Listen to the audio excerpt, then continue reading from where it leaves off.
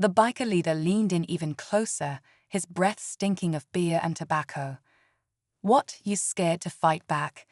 Just a bakery boy afraid of a little fun," he taunted, his voice dangerously low. In that instant, something inside Ethan snapped. He stepped forward, his fist gripping the handle of a tray full of fresh rolls, lifting them to his chest. His pulse quickened as he scanned the bikers' faces, every mocking word stoking the fire inside him. But despite his growing anger, something in his core remained icy and composed. He wouldn't lose control, not today, not in front of the crowd. The bikers didn't know what kind of man they were provoking. They didn't know who he was when he wasn't behind the counter. The tension reached its peak, and the laughter shifted into something more sinister. The leader of the group, with a cruel smirk, shoved Ethan hard against the counter. The tray in Ethan's hand tipped, sending hot rolls tumbling to the ground, but Ethan barely flinched. The crowd, sensing something was about to break, started to gather around the stand, muttering among themselves. Ethan stared the biker down, his breath slow and steady. There was no turning back now. The whole fair seemed to fall silent, as if holding its breath, waiting.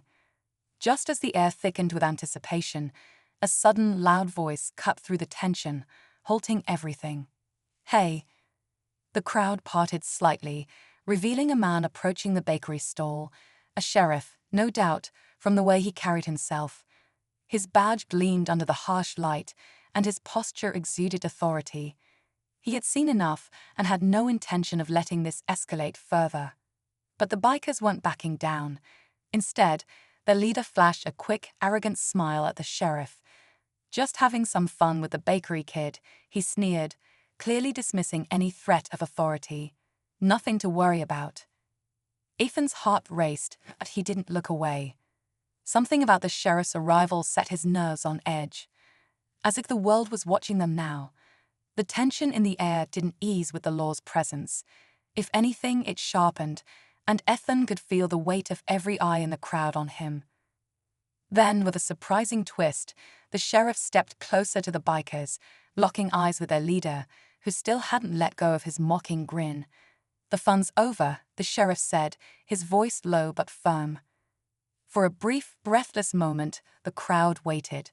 But then, without warning, the sheriff pulled out a small stack of papers and handed them to the leader.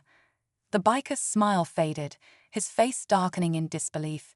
He glanced at the papers, then back at the sheriff, who wasn't backing down. It became clear to everyone that this was no casual visit. As the biker's expression shifted from mockery to genuine confusion, Ethan couldn't help but wonder how far this really went, and what the sheriff knew. What was really at stake? The biker's hand trembled as he took the papers from the sheriff, his eyes flickering nervously between the document and the sheriff's unyielding gaze. It was a stark contrast to his earlier bravado, the walls of mockery suddenly crumbling around him. The sheriff waited for a long beat, and in that silence, Ethan realized that this wasn't just a random stop. It wasn't about the bikers or the fair anymore, it was about something bigger. The sheriff's voice was calm but carried weight. "You've got some unpaid fines, and a record you're not as proud of." The biker's face twitched. A few of the other bikers stood taller, posturing as if to reassert their dominance. But the sheriff wasn't fazed. He leaned in closer, lowering his voice.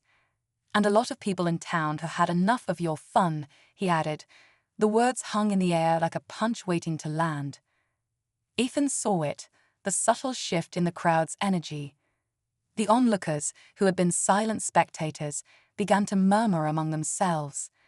The power had shifted, and suddenly, it wasn't just the bikers testing Ethan anymore. They were up against the law, and something even bigger than that, the community. The biker leader's smug expression turned into something resembling fear. "You can't be serious." His voice shook. "We're just..." The sheriff interrupted with a simple nod toward Ethan. "That kid's world champion for a reason," he said. "You really want to test him in front of all these people?" The realization hit. What they had seen as weak, Ethan, the quiet baker's son, had been hiding a depth of power they had never imagined. And now, as the sheriff's warning echoed in the silence, the bikers knew they were outmatched, not just by law, but by respect, a currency they had underestimated. But just as the biker leader opened his mouth to speak, the unexpected happened. Another biker from the group, this one younger, with a sharp look in his eyes, pulled away from the group and whispered something to the sheriff. For a moment, time froze as the sheriff's face changed. "What is it?" the leader asked, a trace of panic creeping into his voice. The sheriff's eyes met Ethan's for a second before he stepped back, his face tightening. "There's been a misunderstanding. The person you were dealing with wasn't your usual associate. They left town days ago, after making a very large deposit to the police fund." The realization hit like a sudden storm. The bikers were tangled in something far deeper than they could have known. It wasn't just a random encounter with the wrong guy. It was a situation orchestrated by someone in power, using them for something they hadn't understood. As they stood there, frozen in shock, Ethan glanced at his father, still unaware, still standing behind his stall, oblivious to the ripple effect that was about to change their lives. With the bikers retreating, the silence of the fair became deafening, and Ethan, world champion, silently stood tall, his past, his training, now tangled in the threads of something much bigger than he ever anticipated. But as the crowd's eyes lingered on him, a different kind of respect filled the space, leaving one last, unsettling question hanging in the air. Was Ethan really just a simple bakery boy after all? The bikers, now defeated, slowly gathered their things and turned to leave, the remnants of their bravado evaporating in the face of what they had just realized. The sheriff, taking one final look at Ethan, nodded his approval before turning and heading towards his patrol car. The air was thick with silence for a moment longer before it shattered, the crowd beginning to disperse, each person murmuring quietly, carrying the weight of the unexpected confrontation. Ethan, still standing in the same spot, looked toward his father. The older man, oblivious to the earlier scene, was wiping his hands on a dishcloth. As their eyes met, a soft, understanding smile spread across Ethan's face. His world, though quiet, had been far from ordinary.